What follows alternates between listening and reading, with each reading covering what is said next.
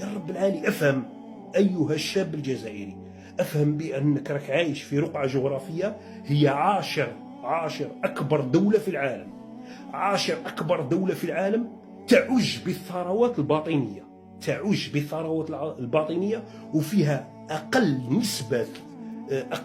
نسبة كثافة سكانية في العالم.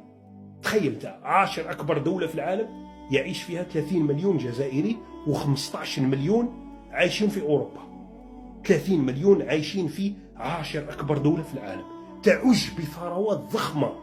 ناس تعاني من السكن في 10 أكبر دولة في العالم، ناس تستورد القمح وتعاني من غلاء أسعار الخضر والفواكه في 10 أكبر دولة في العالم. فيها يعني كل المواسم، فيها الصيف، فيها الشتاء، فيها الخريف، فيها الشمس، فيها الثلج، فيها المطر، فيها الوديان، فيها البحيرات، فيها الجبال، فيها كل شيء.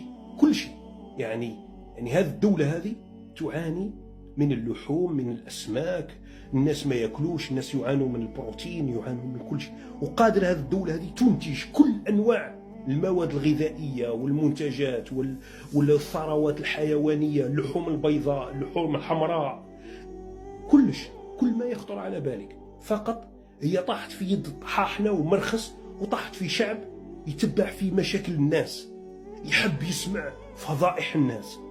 يا ودي انت راك فضيحة، انت بحد ذاتك راك فضيحة عند الأمم، راك فضيحة عند الدول في مراكز اللجوء. ومنا لما يشوفوا ولاد بلادك جايين لاجئين عندهم، الدولة هذه فيها شعب، فيها ناس حيين، فيها بشر عندهم عقول، فيها تبع لي في فلانة وفلانة راهي دارت.